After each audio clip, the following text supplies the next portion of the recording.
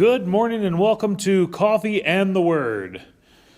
We've been working through Holy Week and I'm really excited about some of the things that Jesus reveals on Thursday. And I'll be honest with you, I could have done an entire week on Thursday. There's so much that Jesus does the day before or the day he is arrested, because it's Thursday night he's arrested.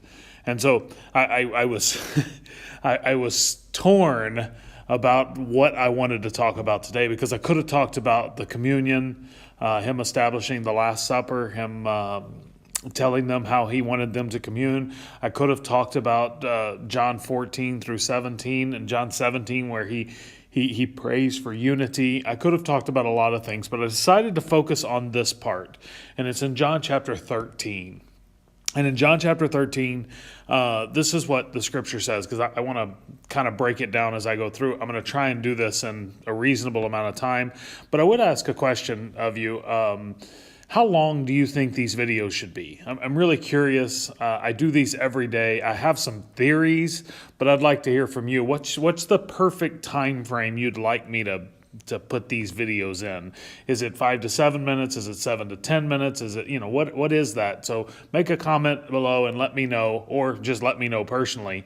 I'm really curious how long you would like these videos to be. And do me a favor, hit the like button. It really helps. It's already helped. A lot of you have been doing that a lot more lately, and it's already helped us get in front of other people. We're getting more and more engagements than we were getting. So you're helping get this word out, and you're helping us be able to spread the gospel to people who may not have heard it otherwise. Every time you share it, you introduce these videos to a world that I can't have access to, that I don't know. So I want to encourage you to do that. Do that as you watch this video. But anyway, we're in John chapter 13, and this is, there's so much here. I don't even know what all we're going to end up covering, because I don't want it to be terribly long. But in chapter 13, verse 1, it says, "It was just before the Passover festival. Jesus knew that the hour had come for him to leave this world and go to the Father. Having loved his own who were in the world, he loved them to the end." Now, I love this, because this is kind of a preface to what's going to happen. And I wish I had recorded my class last night. I intended to do that so I could point you guys to it. But last night we talked about, in our Bible study, we talked about what Jesus did in the garden. So in the garden, he is on his face and he's crying out to God. He's crying out, "Abba, Father, if at all possible, let this cup pass from me." And it would be easy to assume that what Jesus is saying there is, I don't really want to do this. Like, these people aren't worth it. But that's not at all what Jesus is doing. In fact, we see a little bit later that Jesus has the opportunity himself to stop what's going to transpire. And he says, "I could have called 12 legions of angels, but I didn't do it, because that's how much he loves you. In fact, no greater love hath a man this than to lay down his life for his friends, and you are my friends indeed," is something he tells them a little bit later in this text. And so I want us to understand that what he says here, he says, having loved his own who were in the world, he loved them to the end. And that's still true today. He still loves us to the end. He loves us so unbelievably much that we can't even really wrap our minds around the depth of this love. It isn't worthy to be compared to even a mother's love for a son. That's just closer. That's as close as we can get, or a father's love for his daughter, or a spouse's love for their spouse. And so, at this point, he says, having loved his own, the evening meal was in progress, and the devil had already prompted Judas, the son of Simon Iscariot, to betray Jesus. Jesus knew that the Father had put all things under his power, and that he had come from God and was returning to God.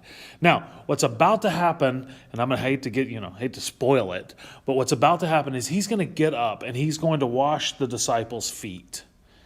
But I want you to understand what prompted him, what gave him that courage and power to do that, is he knew who he was. And he knew where he'd come from. And he knew who was in charge. And it didn't matter to him who it looked like was the servant. Are you with me on this? I want us to understand that Jesus was operating out of the acknowledgement that God had placed on him. Twice in his lifetime, God speaks from heaven and says, "This is my beloved Son in whom I am well pleased. Hear him." So he knew who he was. He didn't have to prove anything to anybody because he knew who he was. You don't have to prove anything to anybody if you know who you are, if you know where you come from, if you know that God is above all and in you all. Like, you don't have to prove anything. So he got up, verse 4, from the meal, took off his outer clothing, and wrapped a towel around his waist. After that, he poured water into a basin and began to wash his disciples' feet, drying them with a towel that he had wrapped around him. And so he puts on a servant's cloak essentially, and he begins washing his disciples' feet. These disciples are the same disciples who had been fighting about who was going to be the greatest. These same disciples that Jesus knows, as he's washing their feet, are going to betray him, deny him, or flee from him. These disciples, as he's washing his feet, he knows that they're going to have a lot of struggles coming ahead of them. And so he gets down on his knees and he begins to wash their feet and dry their feet as a servant would. And this is the King of Kings. This is the Lord of Lords, but he knows who he is. And so he's trying to teach his disciples something, and he's trying to serve them as well. He came to Simon Peter, who was with them, who said to him, "Lord, are you going to wash my feet?" Jesus replied, "You do not realize what I am doing, but later you will understand." "No," said Peter, "you will never wash my feet." Jesus answered, "Unless I wash you, you have no part with me." Then, Lord, Simon Peter replied, "Don't just wash my feet, but my hands and my head as well." Now, this is another thing I think we can learn a life lesson from, right? Jesus gets to Peter and he's like, "Oh, you're not washing my feet." And what Peter is suggesting is, I think, what many of us would suggest, right? Jesus, you're too good to wash my feet. You don't, I should be washing your feet. Of course, he wasn't washing his feet, but I should be washing your feet. Don't wash my feet. Like, you're too good to be doing this. You're the man. You should stand up. You're not doing it like you're supposed to be doing it. Like, take your position of power and don't subject yourself to washing my feet. Like, do you know people could be watching? Like, I think some of us fall into this trap too. We fall into the trap of believing that somehow it is optics that matter, not truth. And I'm going to be honest with you. Truth is all that matters. It's the truth that sets you free. Jesus knows who he is.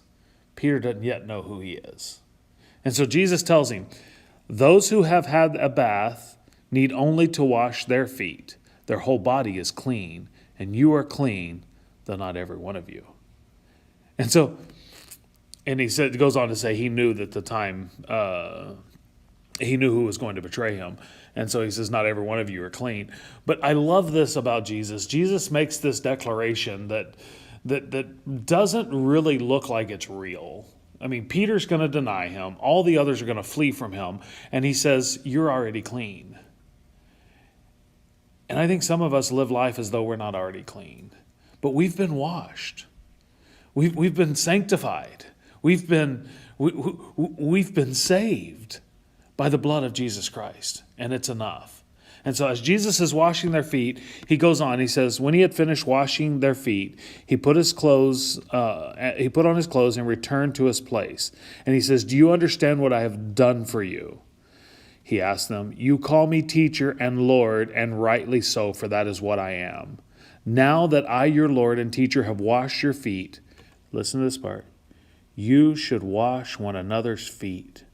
I have set an example that you should do as I have done for you.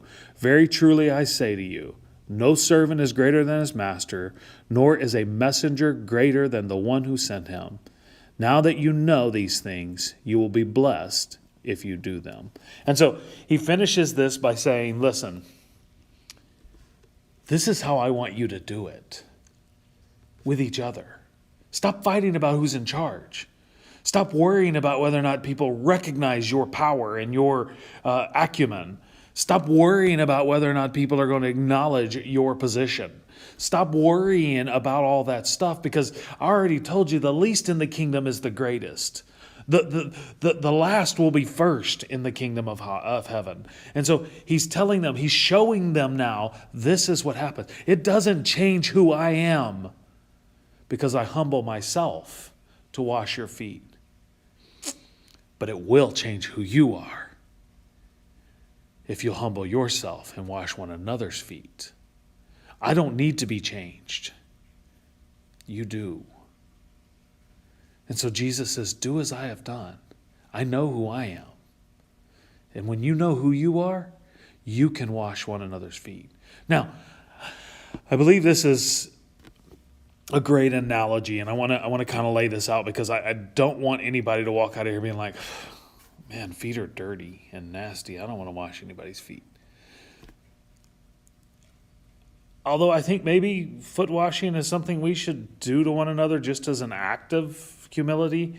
I don't think this is just about foot washing. You see, what foot washing represented in that day and time, they didn't walk around on pavement and sidewalks with shoes and socks. They walked around in dirt and with sandals. Their feet got dirty, and when you would visit someone's house, the lowliest in the house was responsible for welcoming the guests by washing the guest's feet. And so, in other words, what Jesus is doing for them is he's saying, you know what you need to be doing? You need to be serving one another. You know that guy you were just fighting with about who's the greatest? Stop fighting with him and wash his feet.